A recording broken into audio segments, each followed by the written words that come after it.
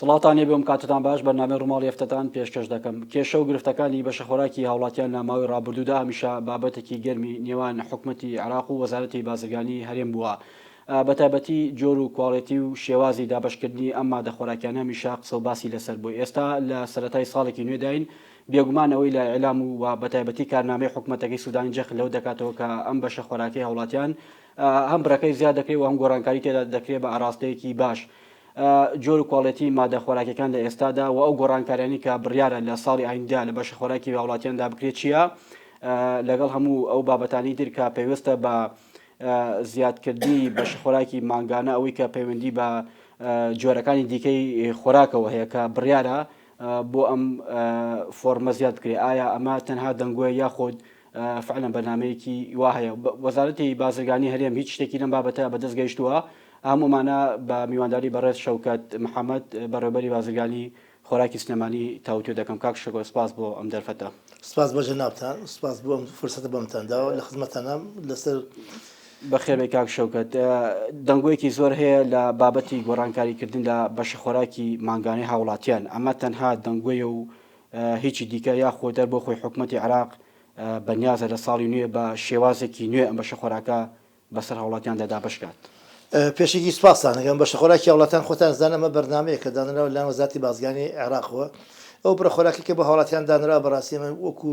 هەموو کاتی باسمان کردو ئەمە شتێکە لەو خۆراکانی کە پاڵپشتە بۆ ژیان درامەتی هاوڵاتیانی سنوورەکان بەتایبەتی. ئێمەش وەکو پارێزگای سلێمانی بەدەمی لەو بەشە و هەمیشە هەموو کاتێک لەگەڵ حکوومەتی عێراقیە وەکو وەزارەتی بازرگانی عێراق حسابی تایبەتمان بۆ کراوە بەشە خۆراکمان بات. بەشە خۆراکانە بەڕاستیەکەی کە ئێستاکە ساڵی 2022 بەرە کۆتایی ڕات و ئەخیر ڕۆژی کۆتا ساڵەکەیە چاوەڕوانی وەزارەتی بازرگانی عێراق دەکەین لەسەر ئەو ڕێنمانانە ئەو بڕیارانەی کە داتی لەسەر بەشە خۆراک. خۆشبەختانە تا ئێستا چەند کۆبوونەیە کراوە لەسەر مەسەر بەشە خۆراکانە زیاد بکرێت، چونکە بەڕاستی ئەوەی کە ئێمە هەموو کاتێک لە ڕاگەیاندنەکانە باسمان کردەوە کاگەرسان، یعنی لە خود ئەمە لە تموحێمانە مەسەر بەشە خۆراکانی. ئێمەش ئومێدمان وایە داواکاری مەسەمیشە لە وەزارەتی بازرگانی حکوومەتی هەرێمی کوردستان لە جەنابی بەڕێز بەرەوبەریشی بازرگانی کە ئەوە لە تموحێمانیە داواکاریمان کرد، داواکاریمان کردو چەند جارێک مەسەل ئەو بەشە خۆراکانە زیاد بکرێت و جۆرەکانیشان کە خەڵک لە جۆرەکانی باش نیە مەسەلەی جۆرەکان خەڵک دێکتێگەشتنێک لە بینی ئەوانە کاک شەوکەت مەسەر جۆر و خەزمەوەی ئینشاءالله ئومێد دەکەم ئەو کۆبوونەکان ئەنجومەنی وەزیران عێراق لەگەڵ وەزارەتی بازرگانی عێراق چەند کۆبوونە کراوە و بڕیار دراوە چەند مادەیەک زیاد بکەی و چەند مادەیەکیش بڕەکەی زیاد بکەی. باش حتمما مەسەر کواڵێتی جۆر و بڕی مادەکان کە حتمما گلەی هەیە و خۆشتان بلێنێتان بەدەست گەیشتووە. بەڵام پێشەوە کاک شەوکەت، یعنی ئەوەی حکوومەتی عێراق دەیڵێت بۆ گۆڕانکاریکردن لە بابەتی بەشە خۆراکی ماگانە بە دیاریکراوی ئەم گۆڕانکاری چۆن دەبێت؟ ئایا مادەکان وەکو ئێستا دەمێنێتەوە یاخود بڕەکەی زیاد دەکرێت یاخود کەم دەکرێتەوە یاخود دەکرێت بە پارە؟ ئەمە چۆنە؟ هەموو کاتێک من باسی ئەمە کردم مەسەلەن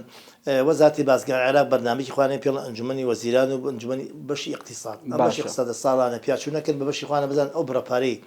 کە چەند تەرخانەکەی بۆ کردنی بەشە خۆراکی وڵاتیان. خۆشبەختانە لەبەر ئێستا میزانی عێراق لە بڕێکی زۆر ئاستێکی زۆر بەرزایە. بڕیاریانە ئەو پەرلەمانی عێراق بە ڕسمی بڕیایدا بەشە خۆراکی وڵاتیان بەکردنی مادەکان بەشە خۆراکی وڵات بەڕاستی زیاد کرێت و نەوەکەشی چاکرێت. ئەو بڕیارە بۆتەوە ئەوەی کە مەسەلەن لە تموحێمای باشتر ئەو مادانەی کە مەسەلەن کە بۆ ئێمان داناوە بکرێت شتێکی باشە. ئێستا 6 مادەی ڕێسی کە تەوزیعەکە ساڵ 2022 و زۆر کات 7 مادەیە چونکە مادەکان 3 کیلۆغرام شەکرە، 3 کیلۆغرام برنجە، 1 کیلۆغرام شەکرە، لیترێک زەیتە، 500 غرام فاسۆلیا، 500 غرام میسک، 500 غرام لەکردنەوە لەگەڵ 400 غرام پێڵەن قوتوێکی نیوکیلۆیی دۆشاوی تەماتە. بەڵام زۆری کات مادەکان مەسەل لە باتی نیسک فاسۆل لە باتی فاسۆل ئەگە فاسۆلیا بوو ئەو تۆزە نەبوو نیست دەباتێت تۆزەکرێت. ئەمە وەکو 7 مادەوای بەڵام خۆی لە ئاساسە 6 مادەی بێژگەل ئاردەکەش کەونە کیلۆغرام. حەوت مانگا هەموو مانگێ لە کاتی خۆیان هاتووە بەسەر هەوڵاتیادا بەش کراوە. خۆشبەختانە تاکو ئێستاکە بێژگەل لە مانگی 2 ساڵی 2022 هەموو مادەکان لە مانگی خۆیان هاتووە وتوانین لەوانە تەخیر بێن مەسەلە حسەکان لە مانگە تەخیسە بۆ نمونە حسەی مانگی 11 بە حساب پێڵێ مانگی 10 حسەی دەمانگی 11 زەگرا ئێستا مانگی 12 حسەی 11 بۆ نمونە ئێستا ساڵێک 12 مانگا لە ساڵی ڕابردوو تا ئێستا چۆن حسە خۆراک هاتوودا بەپێی قەراری حکوومەتی عێراقی وەزارەتی بازرگانی عێراق 11 حسە بێت تۆزیع کرێت. ئێمە دەمان تۆزیع کرد ئێستا حالیان خۆشبەختانە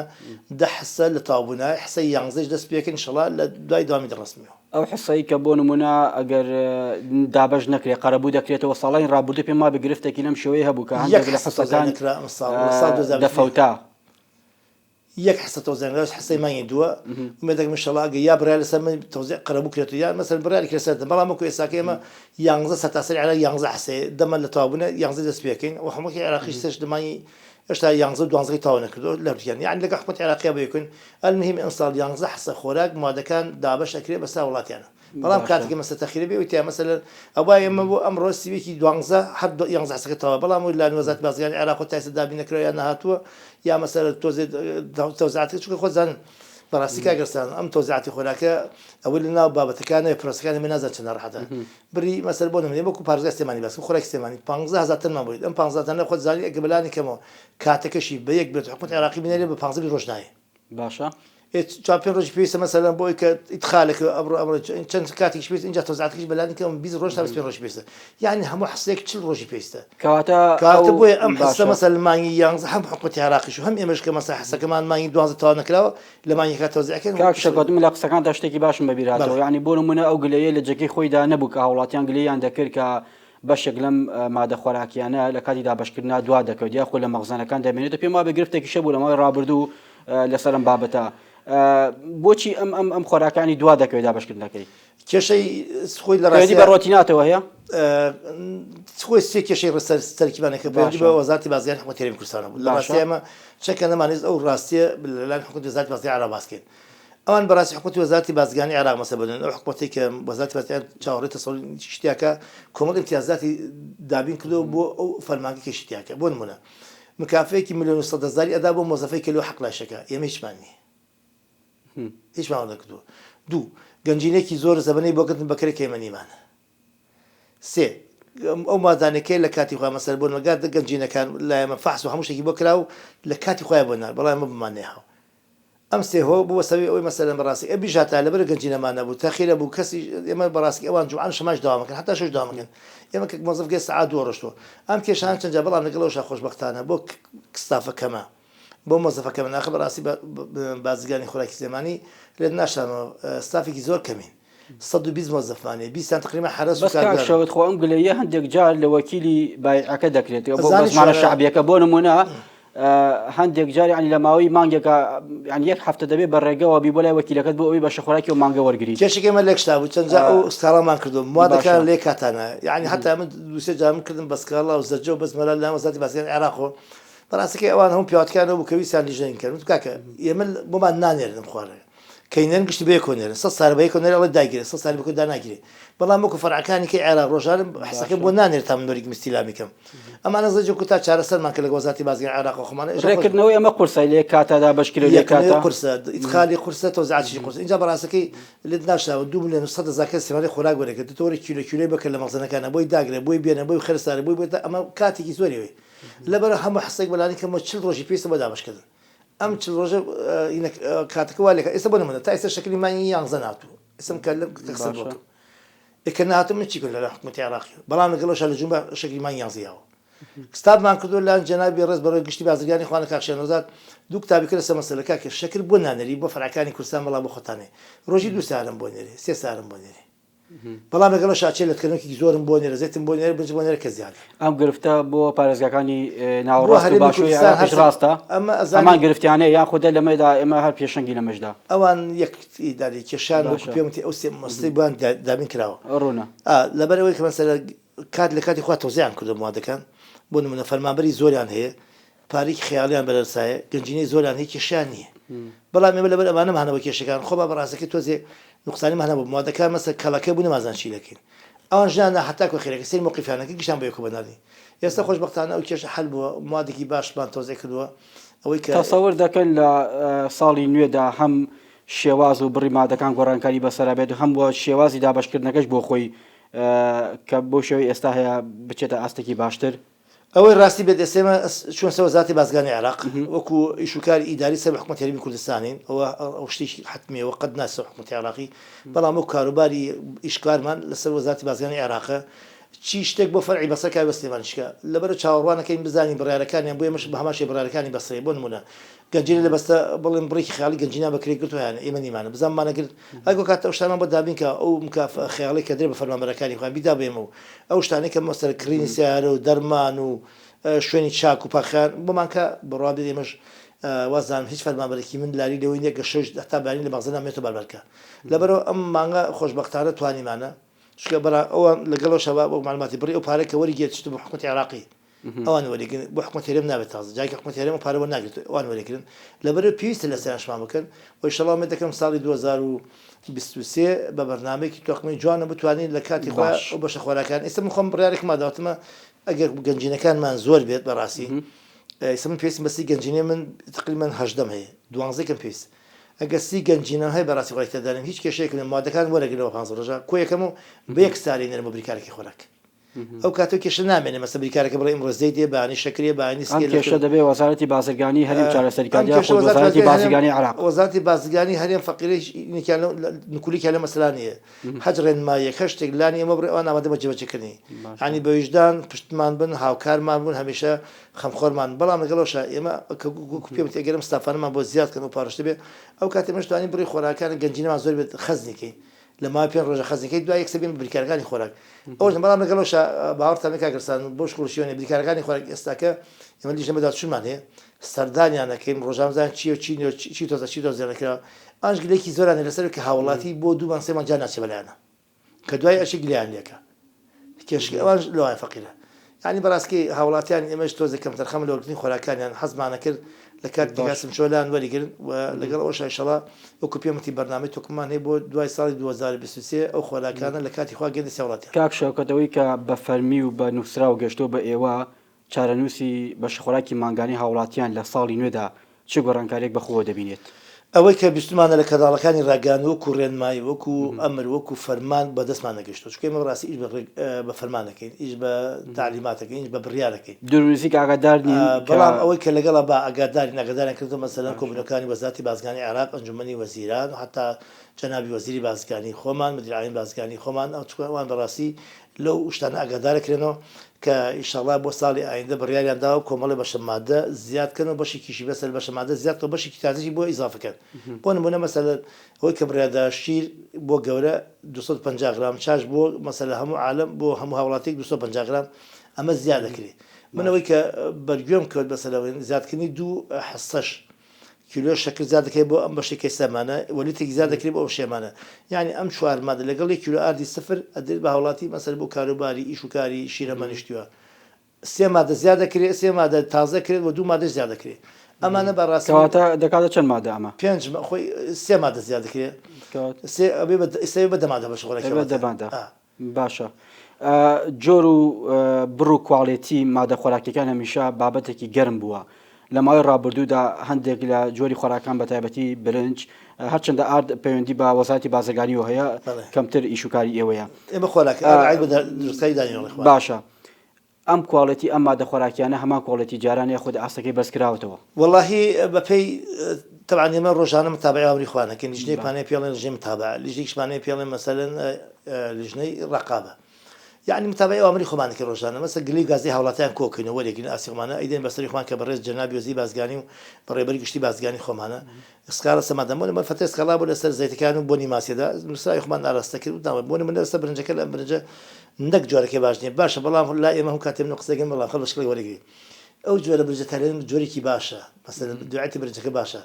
بالله خلق لي مثلا لا ما بركي باجني ما حزب عنك اللي باتي بس خلق لي محمود واحمد وانا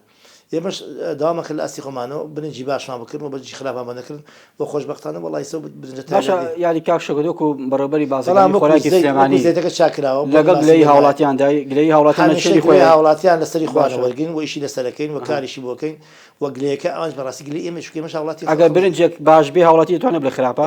ناتواني بلا ان شكلكي خوان باسكن خراب نش خراب نيه من دنيانا دمي او برنجي كتلا من تنها جور فحص كواليتي درشي وبرنجي زراعيه وباشترين جواري برجوي مش لقال أكو بيومتي لطموحي ما أوات أخواسم طموحي من طموحي ولاتيان شتي باش ممكن هاي شكل والله مش دعوة كارم لو حوزاتي بازياي على أو شتي كزول جرام أي سبب كنوكه بنلت كنوكه خلى لي بازار ناخري دعوة ما كل ما نقول كشكل ما سولت كنوكه بوشونا كانوا بيجنيا كانوا ما تركيا هذول باش مثلا بقول الله إنه عتكي بود لنا يكسر توتو شلي بتشتيوا يجي يكسر أكل ثانية مثلا بيد يمش داوم أكل مثلا تكوني باش بديرن نسكي باش بديرن فاصوليا يتشاك بديرن يعني حتى لما فترة بيشوا قدري زوجي دروز ولا خلاص أنا وتن فاصوليا كلمتي ياو راسي أو فاصوليا كمثلا من لما غزنا وريك بفرد ولي كلام كفحص شيا ودرجة كإن لا بعكس لك مثلا أو فاصوليا ديال الشوني خويا ماوتو كيتلامج أمانته أشوفني بعك ديال خير بالله فاصوليا مبات التركي نوعيتك عجيب توزيع مع كاتي خوي بيش أم دوسيا ماين بيشوا مني فاصوليا مش حظك يعني آتي منها بلا من يكتب عتمي يكشش متو هم كاتي يعني لم كان عليه براستانه حش هاولاتي نك من شوكت لحش ونجا يقدر نشتي خراب بيني قبول من التوزيعك ولي قابلی قبول نشتی خراپ هاوڵاتی بۆ چون و پێشنیارەکانی ئێوە بۆ چاکردنی کوواڵەتی مادە خۆراکیەکان بۆ حکوومەتی عێراق گوێرەگیراو بووە ئەوە تەوانێت چونکە ماوەیەکی زۆرە ئەم بابەتی کوواڵەتی خۆراکە زۆر باز دەکرێت کاک شەوکەت ئەوە لانی خۆمان ئێمە بەرزانکەم وەزارەتی خۆمان جەناب داگەرداری بەڕێوەبەری گشتی بازرگانی کاک شەوەنەزاد و کاک سەروەر جێگری وەزیر و کاک کەمال وەزیری بازرگا ئەمانە تەن کۆبوونە کار سەرەوە ئاتانە پێشدارە دەرێ وەزارەتی بچکەوە خۆزان پرەنسیپی دارێ ئەبێ وەزیر لەگەڵ وەزیرا بێ ئەوان ئەو داواکاریمان ئاراستی وەزارەتی بازرگانی عێراق کردووە ئەوان شەربەختانش حتا لە ئەندا پەرلەمان بەرزگای زۆر کڕ هاتووە وەڵامی ئەوان چی بۆ بە دیاریکراوی بڕیاریان نا مەسەلا حتا ئەم ڕێوزەرای تازە بڕیاری شتی باش دەبێت قبوڵی نەتەزەینەکە ئێمە ژمە دەوارم شتی چاکتر و باشتر بوونێ ڕاستێ پارەکەی بڕی پارەکە تا زیاد کرێ شتی باش پێکڕی لە تا ناشتان کاتی خۆی مەسە برجی هەمووی منە نەگەم برجەی سەکەونە تایلەندە چاکە یعنی تەنی بە 600 دلار 600 دلار برج ناکاکە هەمومان نزانتنی بە 600 دلار ناکرێت بە 1000 دلار برنجە کرا بەسە بە نمونە جاران نەگەت 1000 دلار ئەو کە عقدەکە من بینیمە جارجار بەرچامەکەی لەبەرەوە هەڵمان کاکە ئەم عقدانە خۆراک بەدەرە لەبەرەوە پێویستە خۆراک شتی باش کڕێ باشە بەڵام خۆشبەختانە ئێستاکە لەبەرەوە لیژنەکانی ڕقابە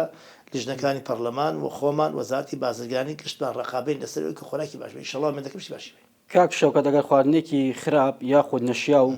داغڵی هەرێمی کوردستان بێ بۆ ئەوەی کە دابشکرێ بەسەر هاوڵاتیاندا ئێوە دەسەڵاتی وەتانێم خۆراکانە بگەڕێنەوە بۆ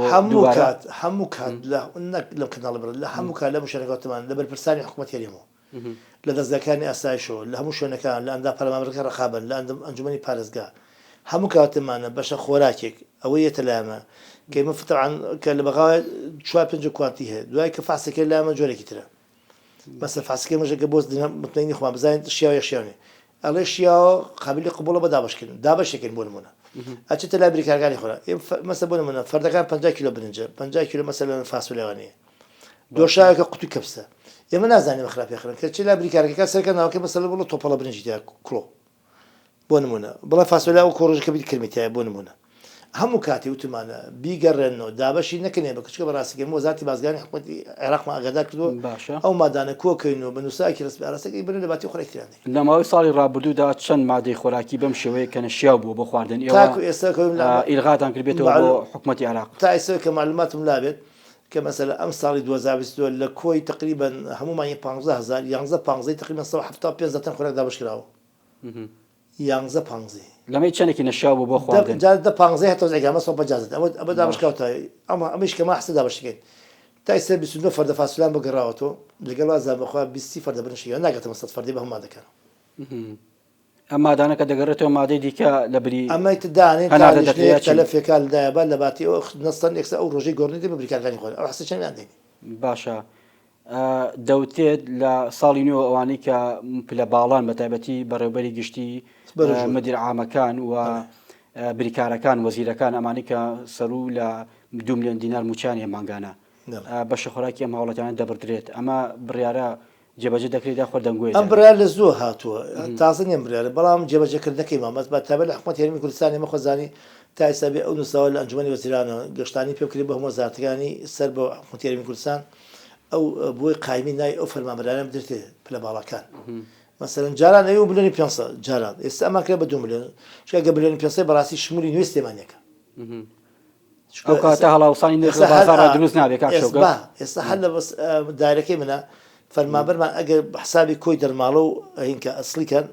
بەلانیکەمە 40 مەزەفان شمولی قەرارەکە 40 لای مەبرێ یعنی ئەم شارە 2 ملیۆن 900 کەس خۆراگرێت ئەگەر ئەو کاتە ئەوە جێبەجێ کرا ملیۆن 900 زارێمەوە بەڵام خۆشبەختانە قەرار جێبەجێ نەکرا تا ناشکێ کرا بە 2 ملیۆن ئەسڵی پلە باڵەکان يعني مثل الآمل وكان ومدير عام كان وقائم قام كان برجلو راوش كان يعني أو نسبتي كم للشارع اللي قال يكشتكش بازجان كان أما تشوفوا ذيك دبيت بوتشيني هجار مع ناون أحس خوراك قرت يدري باش خوراك حسي أو أنا كم دلامة زيادك باشا أما هلا وصاني نرخ زەوجە لە بازاردا دروست ناکات تەزەخم دروست ناکات دووبارە چی ناژارەکە بێ بە قوربانی وەکو جەناب وەکو باس میسە بە جەنابەت باشە ئەم قەرارەکە 2 ملیۆن بێ هەموو لە کوردستانە بڕوان ناکەم گاتە 3000 کەس بە هەموو بە وەزیری خارنشینەوە بە مدیر عام و بە گشت ناگات 3000 کەس تۆ بە خۆتان پێتان باشە بڕارێکی لەم شێوەیە بچێتە بواری من جێبەجێ حەزەکەم 1 کیلۆ کەس دەبڕن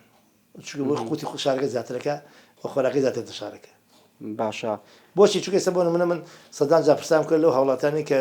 لە خۆمە نزیکن کۆمپانیان هەیە زەخمن بازرگانە مەسەلەن مدیر عام وەزیر ناش خۆراک بردنەوە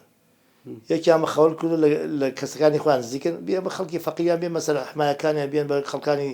خوار تۆزەوە کە پێویستە پێێت باشە کاک ئەوە یعنی سپادی لەکرا هەموو خۆراکە درا بە خەڵکی تر بابەتی ئارد هەمیشە قسەی زۆر لەسەر دەکرێت بە تایبەتی خۆراکی سەرەکی دانیشتوانە ینی هەموو ماڵێک لە هەرێمی کوردستان ئارد بەکار دەهێنێت بۆ دروستکردنی نان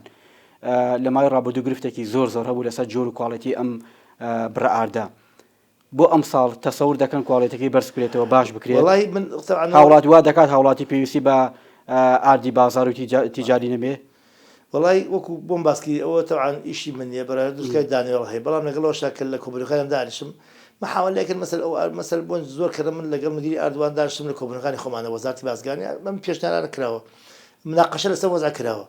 مدیر ئادا لەگە مەسەر ئەو گەرمەی کە ئەگەر بێت و مستەوەردەکە زۆر بێت خۆمانە کەم بێت نانی جوان لێ بەڵام تۆ هەگەرمی خۆمانە بگەرمی خۆمان نای لێ نایە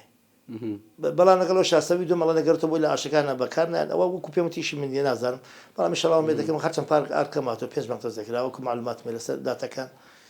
بەڵام ئەوی کە ئیشەڵا ئەمێ دەکەم زۆر محاولەیە کرد کە ئەو گەرمە چاکری و باشکری و ئیترشەڵا بزان چۆنە بێ ویشی وانە دەوتێت بیتاقەی تەمینی دەکرێت بەکارت ئەمە بەچی مەبەستێک و بڕیاردرا لە وەزارتی بازرگانی عێراق بەڵام تا ئیساکە ئەگەر بنووسا هاو بۆ ئێمە وەزارتی بازرگانی حکوومەت هەرێمی کوردستان کردی بەکات ئەو کاتی مەش ئاگادارکردنەوە ئەو ئیشی مەرکەز تەمینی پێڵمسڵی خۆراک باشە شیری منداڵ زیاد دەکرێت بە شەخۆراکی وڵاتیان شیری مناڵ لە 2014 نهاتووە بە حساب قەرەب بۆ کردنەوە بۆ هەر مناڵی 14 زەرناریاندا نابوو جاران ماغانە بدرێ بۆ مناڵی کە گەر شیرەکەن بەڵام نەقەرەبوومە نەشیریژماوە تازی ئەڵا ئەمە کە یاڵەن شیری گەورەیە شیری مناڵی باشە